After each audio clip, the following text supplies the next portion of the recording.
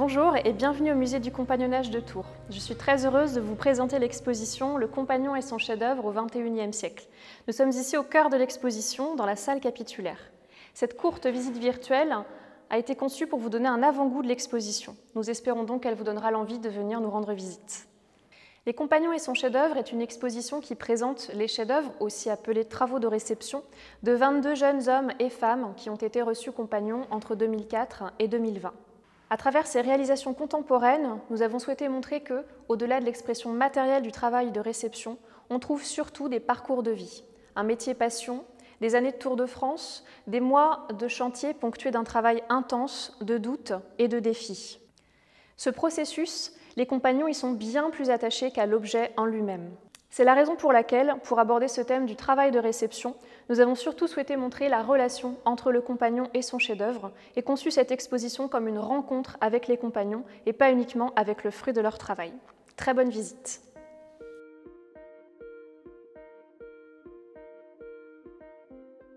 Alors le terme de chef-d'œuvre de compagnon est en fait très imprécis. Il est surtout utilisé pour désigner les grandes maquettes collectives qui étaient réalisées au XIXe siècle par les compagnons et qui étaient destinées à être portées en procession ou bien à être présentées dans les concours ou les expositions.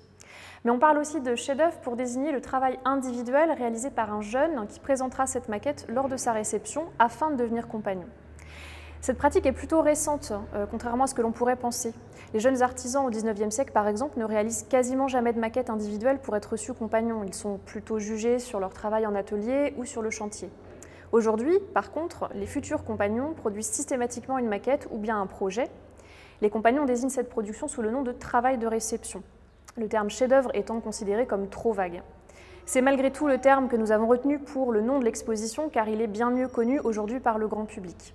Ce sont précisément ces travaux de réception qui sont donc présentés dans cette exposition. Alors pour illustrer un peu les métiers liés au béton, donc les métiers de maçon notamment, on a choisi cette pièce qui peut interroger un peu comme ça quand on la regarde. Kevin De Vos, qui est le compagnon qui l'a réalisé, en fait c'est inspiré d'un travail qu'il a eu à faire lors d'un concours international de métiers qui s'appelle les World Skills.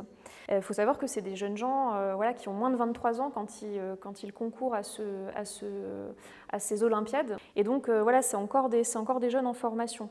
Et on leur demande en un temps très très court, durant ces Olympiades, de réaliser une pièce plutôt grandeur nature. Donc là, on est vraiment dans le cœur du métier. Et donc pour le coup, ce temple en béton armé, c'est ce que les deux jeunes, dont Kevin, ont réalisé lorsqu'ils sont allés jusqu'à la finale internationale, donc les World Skills à Abu Dhabi en 2017.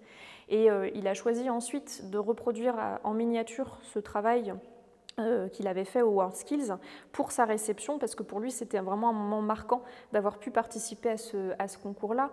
Il le dit très bien, il a beaucoup apprécié durant son Tour de France de pouvoir voyager, voir des grandes villes en France, et cette aventure des World Skills a aussi été une occasion unique de s'ouvrir sur d'autres pays, sur un pays que lui-même n'aurait peut-être jamais visité de façon personnelle. Donc c'est vraiment un clin d'œil aussi à des parcours professionnels et à ces parcours de concours que certains compagnons expérimentent au cours de leur Tour de France, alors qu'ils sont encore vraiment des très très jeunes professionnels finalement.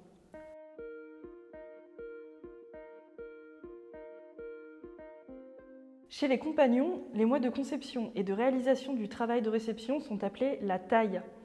On dit qu'on met un jeune en taille ou qu'on le met en chantier. En général, cette étape décisive intervient après quelques années passées sur le Tour de France, lorsque le jeune a suffisamment progressé dans son métier grâce à l'expérience acquise dans les différentes entreprises et grâce aux cours du soir et du samedi auxquels il assiste au sein des cayennes, des sièges ou des maisons de compagnons. Les anciens estiment alors que le jeune est prêt et lui donnent le top départ. La taille dure quelques mois, qui sont assez intensifs car souvent le jeune cumule son emploi à plein temps, ses cours du soir et du samedi, des cérémonies compagnoniques et doit donc trouver du temps pour tailler. Le soir, le week-end, il passe entre 200 et 1000 heures sur son travail de réception, sur une période souvent inférieure à 1 an, selon les métiers et les sociétés. Imaginez donc à quel point cette période est rythmée. Les jeunes choisissent eux-mêmes le sujet de leur travail de réception. C'est pour cela qu'ils sont tous uniques et très différents les uns des autres. Le but principal est de résoudre des difficultés techniques liées à son métier pour montrer que ce dernier est maîtrisé. Mais chaque jeune y met aussi une part de son histoire, de son expérience, des clins d'œil à sa vie personnelle ou compagnonique.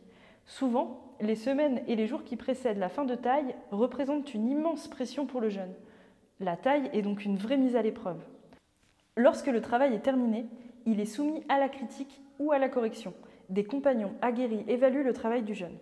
Contrairement à ce que l'on pourrait penser cependant, le travail de réception n'est pas le seul élément qui permet de décider si le jeune est digne de devenir compagnon. Ce sont aussi ses qualités humaines, morales et sa capacité à progresser qui sont mises à l'épreuve tout au long du Tour de France et pas qu'au moment de la taille, et qui sont décisives dans ce processus. Alors pour son travail de réception, le compagnon Thomas Dubois, Île-de-France-Cœur Audacieux, a réalisé cet escalier courbe qui est typique de son métier de menuisier, mais avec une particularité, celle d'ajouter dessus un graphe. C'est sa passion pour le hip-hop et le graffiti qui l'a poussé à réaliser cet escalier de cette façon, ce qui fait aussi écho à son travail d'admission, puisqu'il avait réalisé une table avec un graffiti également dessus. Thomas Dubois est un compagnon qui vient de Seine-Saint-Denis, et le graffiti pour lui est très ancré dans sa culture, donc dans sa vie personnelle, et il a voulu le représenter sur cet escalier pour vraiment pouvoir mettre une partie de lui dans son travail de réception.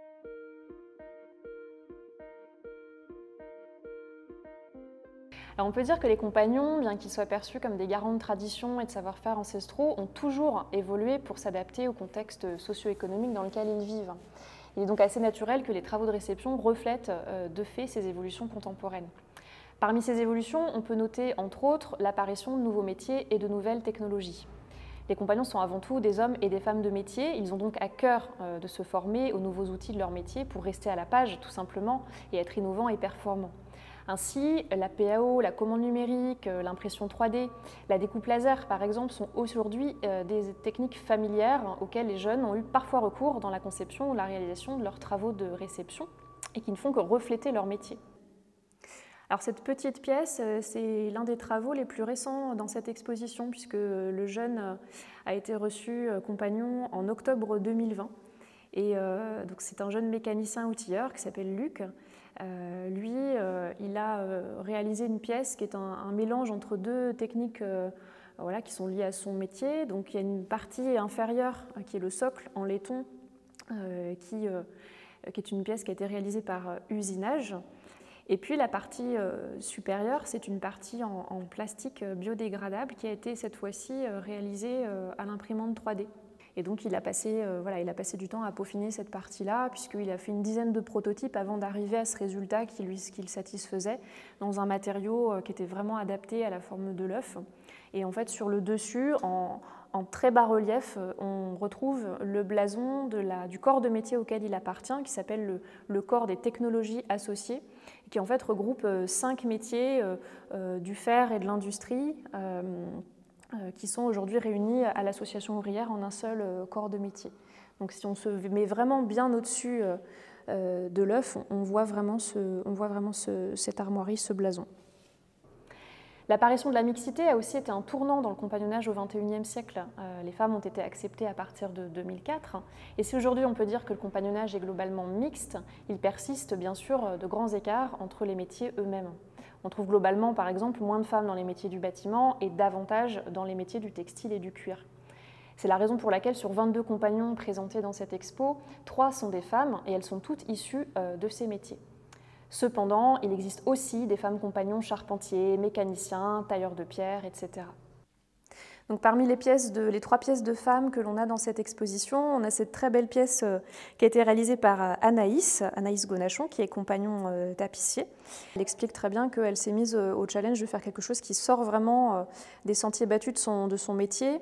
Et elle s'est inspirée des carreaux de faïence portugais qu'on appelle les azuleiros pour créer un motif décoratif sur une paroi textile.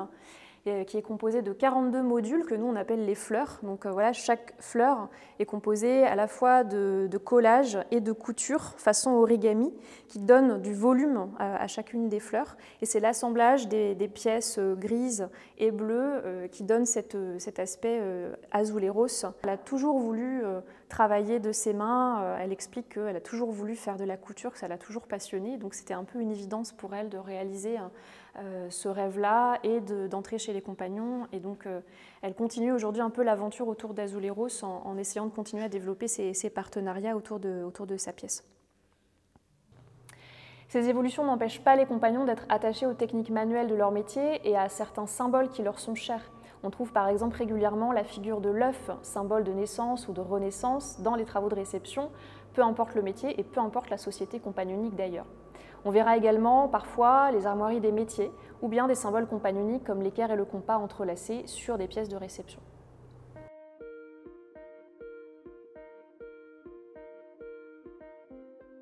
Oui, en effet, il y a des travaux de réception que nous ne pourrons jamais présenter physiquement dans une exposition muséale. C'est dû au fait que certains compagnons ne réalisent pas de maquette. Dans certains cas, notamment dans les métiers du bâtiment, les jeunes travaillent directement sur un édifice. Ils créent une porte, une lucarne, un mobilier, un élément décoratif qui reste ensuite indissociable du lieu d'implantation. On parle de travail in situ. A l'inverse, dans les métiers de bouche, on ne peut pas présenter l'intégralité du travail de réception du compagnon, car son travail consiste à préparer des mets gustatifs qui sont mangés lors de la critique et qui sont de toute façon périssables. Les jeunes compensent alors parfois ce travail très éphémère par la réalisation, en complément, d'une pièce dite artistique, qui peut durer dans le temps et être présentée au musée. Mais elle ne constitue jamais le cœur du travail d'un cuisinier ou d'un boulanger pour sa réception. Cette pièce, c'est la pièce artistique du travail de réception de Boris Algara, dit algérois cœur fidèle. Il a été reçu compagnon cuisinier des Devoirs Unis en 2017. Et donc, ce qu'il faut savoir, c'est que cette pièce n'est pas du tout représentative de la totalité de son travail, puisqu'il y a également eu une partie dégustée le jour de la réception, qui était composée d'un menu avec un amuse-bouche, une entrée, un crustacé, une viande et un dessert. Donc la pièce artistique, elle est réalisée ensuite par les cuisiniers s'ils le souhaitent, pour laisser une trace un petit peu plus permanente, sachant que c'est une pièce qui n'est pas destinée à durer dans le temps de toute façon. Celle-ci a été réalisée en pâte à coupe avec des colorants alimentaires et le plateau est en bois de cèdre.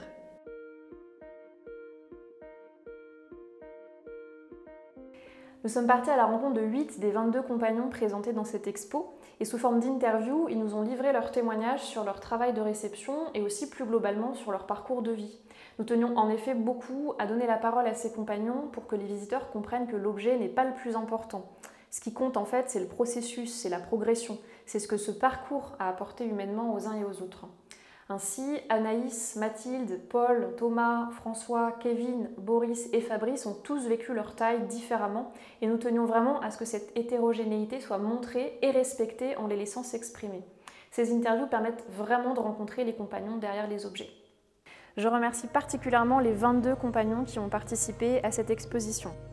Boris Algara, Charles Cochet, Sébastien Desgeorges, François Desforges, Kevin Devos, Thomas Dubois, Thomas Dubrouille, Étienne Gental, Fabrice Gillier, Anaïs Gonachon, Thomas Lambert, Antoine Larose, Pascal Leblanc, Charles Le Guy Van de Velde, Paul Luineau, Barbara Michet, Thibaut Mouisset, Mathilde Napieraz, Pierre Pringuénon, Léo Suzinski, Luc Valade, Lloyd Ziegler.